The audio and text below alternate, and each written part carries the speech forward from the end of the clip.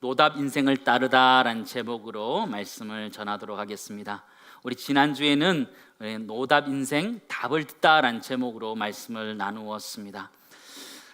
나오미 인생이 노답이었다라는 것을 말씀을 드렸고요. 그는 인생 가운데 흉년을 만났고 또 남편이 죽는 흉년을 만났고 또 아들들이 죽는 흉년을 만났다라는 말씀을 들었습니다. 그런 흉년 가운데 하나님께서 자기 백성에게 양식을 주셨다는, 하나님께서 돌보셨다는 그 소식을 이 나오미가 듣게 됩니다. 나오미가 들은 것일까요? 하나님이 들려주신 것일까요? 하나님이 들려주신 것이죠. 그것이 하나님의 은혜였고 하나님의 인애, 하나님의 헤세드였다라는 말씀을 드렸습니다. 그 헤세드의 그 말씀을 듣고 이 나오미는 일어나서 가기를 원합니다. 룻기 1장 6절 말씀을 우리 같이 보도록 하겠습니다. 같이 읽겠습니다.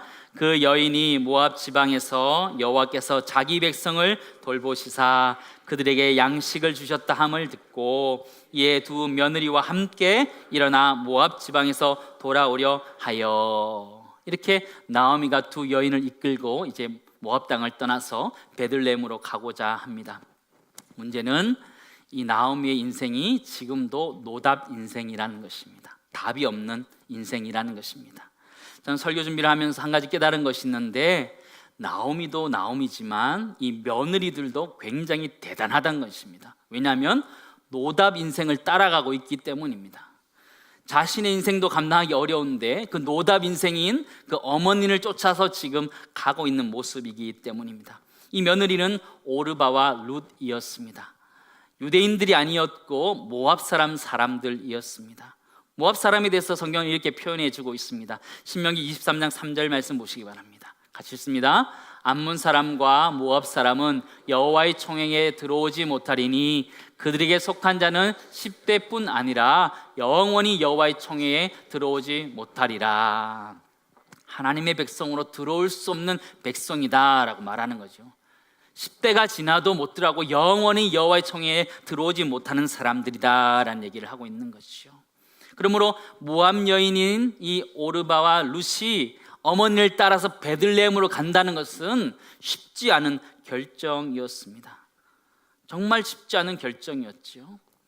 나오미에게 있어서 베들레헴으로 돌아가는 것은 고향으로 돌아가는 것이었지만 이 모압 여인인 오르바와 룻에게 있어서 베들레헴으로 돌아간다는 것은 어디로 가는 거예요? 이방 땅으로 가는 거예요. 모르는 나라로 가는 것이죠. 그렇게 가는 것이지요.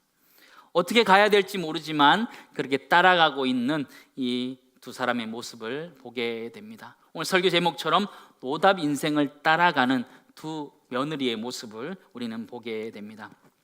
요즘 아이들은요, 따르다라는 이 표현을 팔로우한다 이렇게 얘기합니다. 그래서 페이스북이나 인스타그램을 보면 이게 팔로워, 팔로잉 이렇게 표현을 하기도 합니다.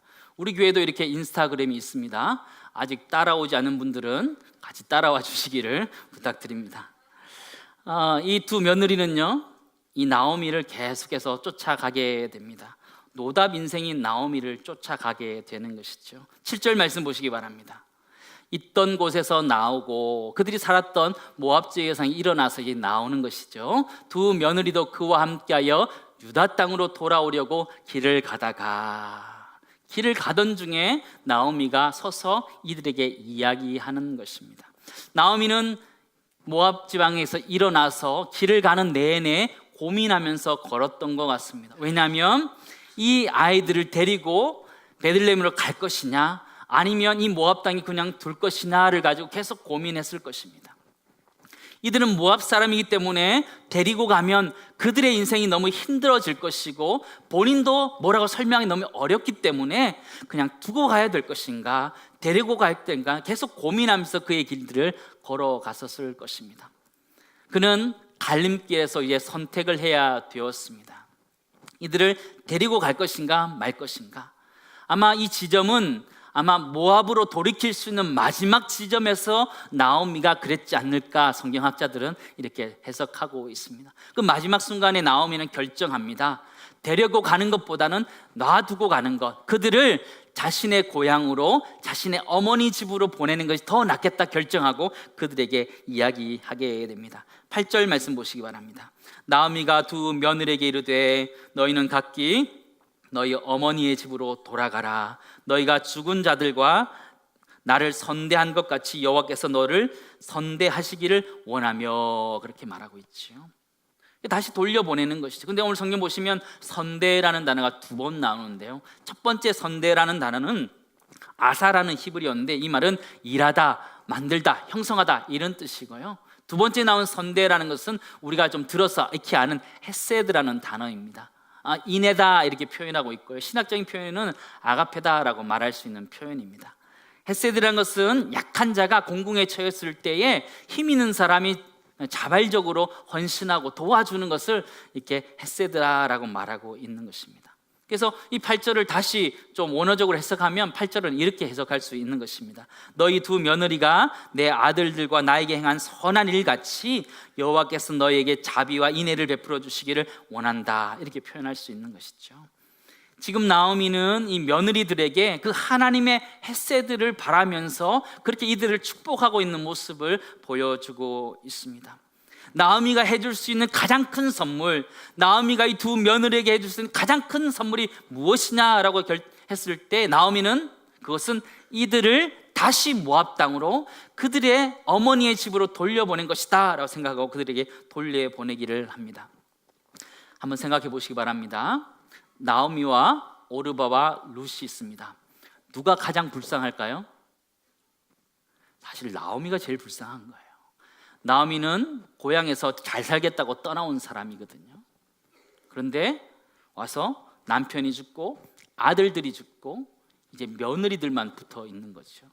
너무너무 불쌍한 나오미인데, 이 나오미가 지금 자신에게 필요한 그 헤세드를 지금 며느리들에게 주고 있는 모습을 성경은 우리들에게 말씀해 주고 있습니다.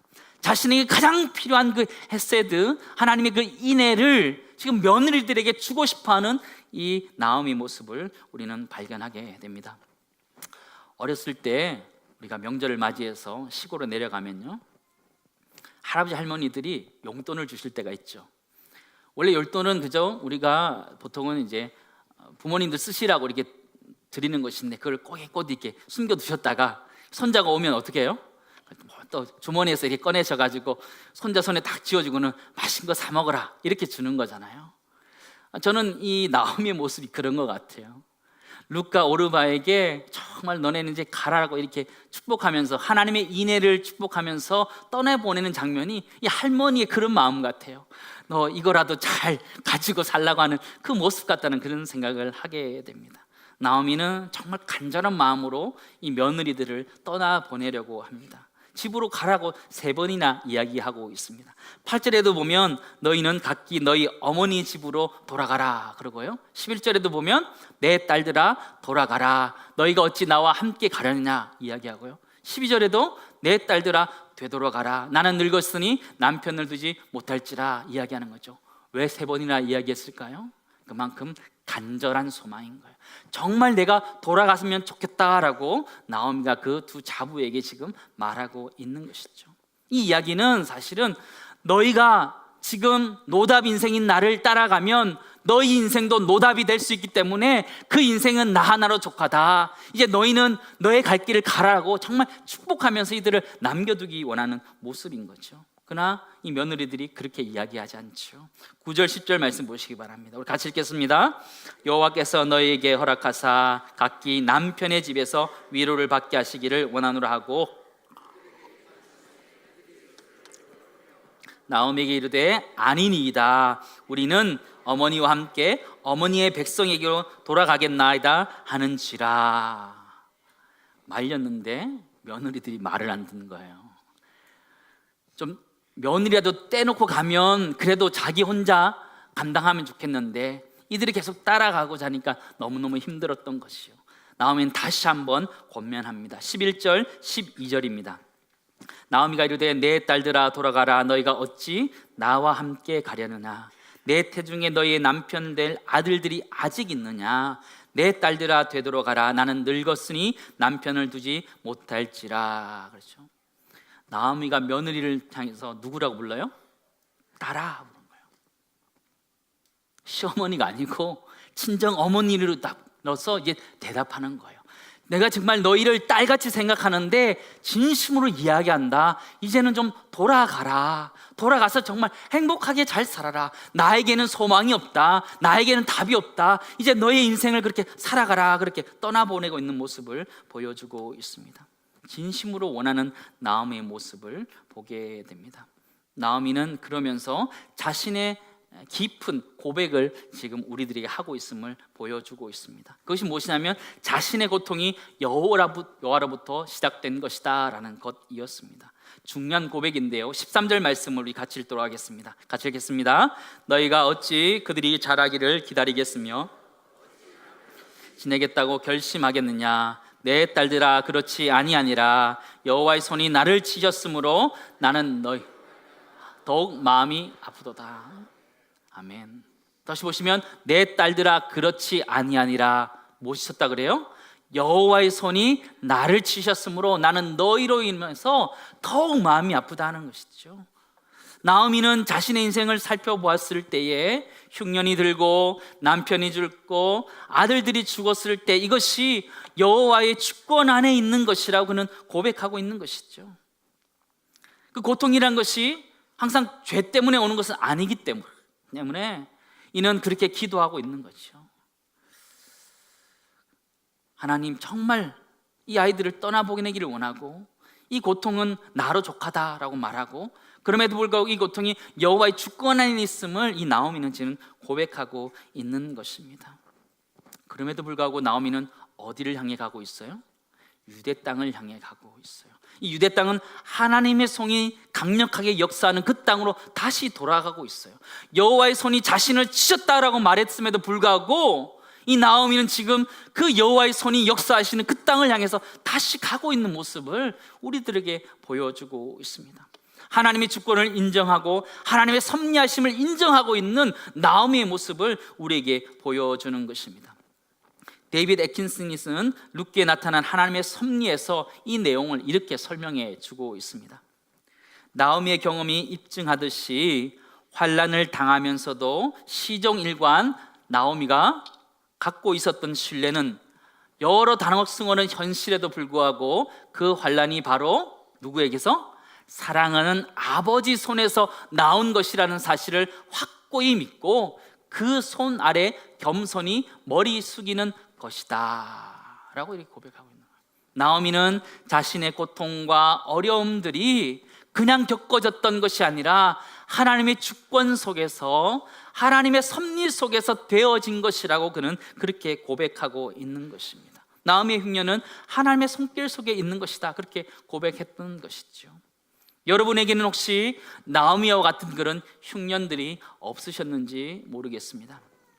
11월 말이 되면요, 국가부도의 날이라는 영화가 개봉하게 됩니다. 이 영화는 1997년 우리 대한민국의 최고 경제 호황을 믿어 의심치 않던 때, 그때의 이야기인데요, IMF를 이야기하는 것입니다.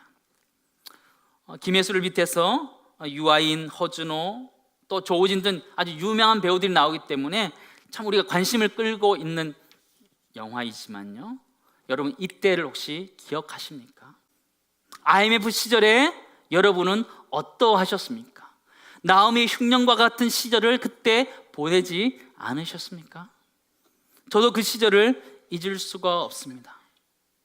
여러분은 어떠셨습니까? 여러분 사업하시다가 직장생활 하시면서 어떠하셨습니까? 수많은 것들을 잃었죠. 나오미와 같이 수많은 것들을 그때 우리는 다 잃었습니다. 재산을 잃고, 건강을 잃고, 집을 잃고, 직장을 잃고, 수많은 것들을 다 잃어버렸습니다. 나오미와 같이 텅 빈 인생이 되었던 시절이 우리 가운데 있었습니다. 이 자리에 앉아있는 우리 어르신 중에는 그때를 아직도 기억하는 사람들이 참 많이 있을 것입니다.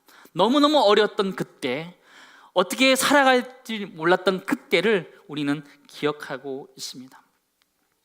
그러나 우리가 한 가지 또 깨달을 수 있는 것이 있는데, 그것이 무엇이냐면 그때 우리가 붙잡았던 것이 하나 있다는 것이, 그게 무엇입니까?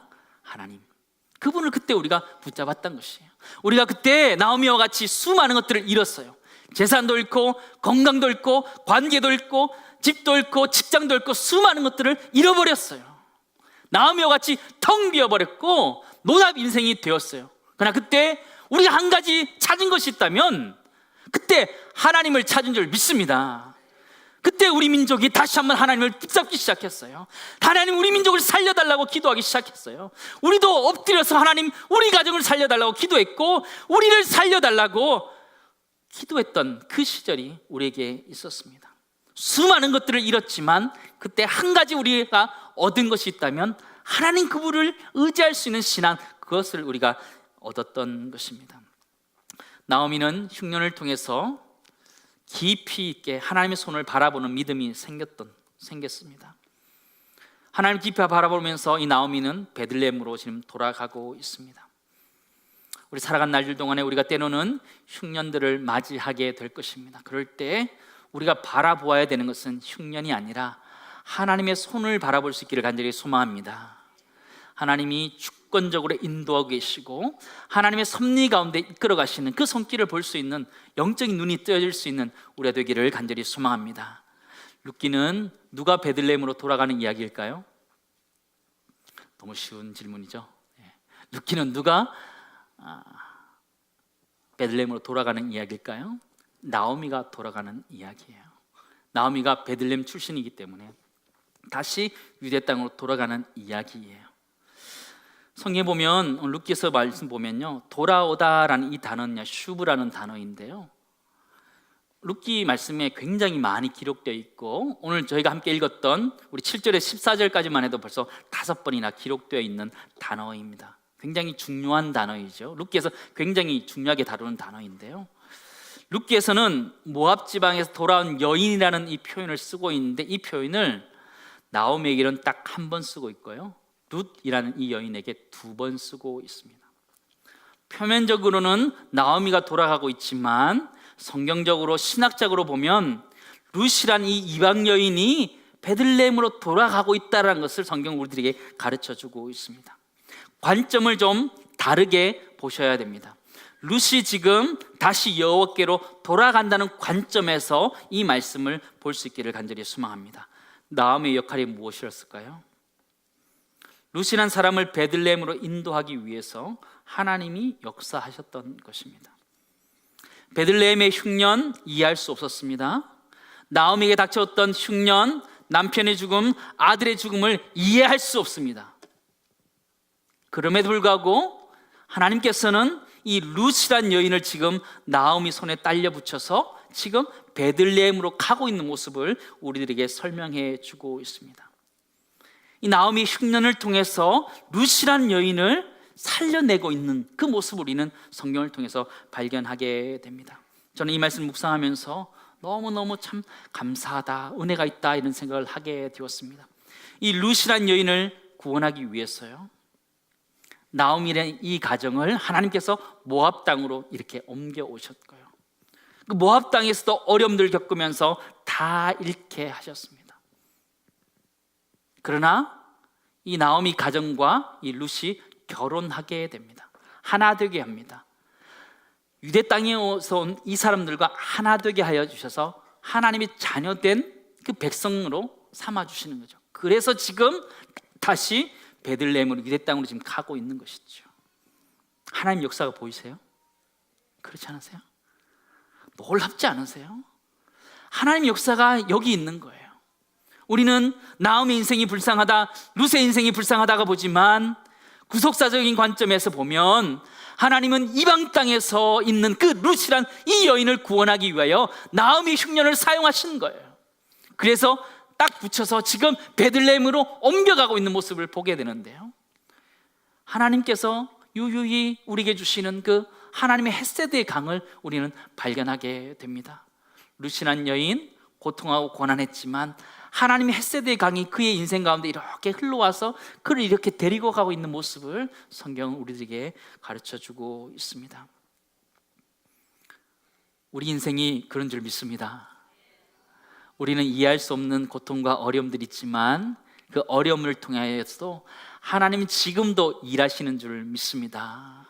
하나님은 모압 땅에 있는 이 여인을 기억하셔서 나오미 가정을 오게 하시고 결혼하게 하셔서 한 가정이 되게 하시고 이를 지금 데리고 가고 있는 장면입니다.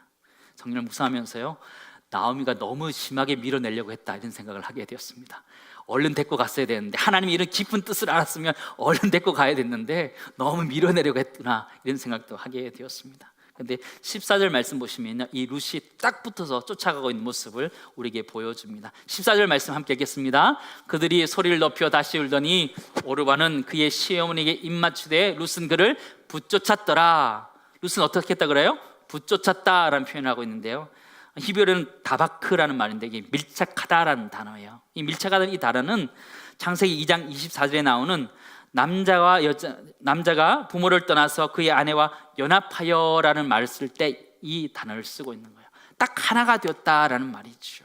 딱 하나가 되었단 말이죠. 그만큼 이 룻이란 여인이 지금 나오미에게 딱 붙어서 결혼의 그런 말에 쓰는 말만큼 딱 붙어서 연합하여서 지금 가고 있음을 성경은 보여주고 있습니다. 하나 퀴즈 드리겠습니다. 룻이 붙잡았을까요? 하나님이 붙였을까요? 하나님이 붙였다는 생각을 하게 됩니다. 하나님이 그를 결혼의 관계 속에서 그 가정에 딱 붙여버린 거예요. 그것을 나오미가 쫓아가는 거죠. 아멘.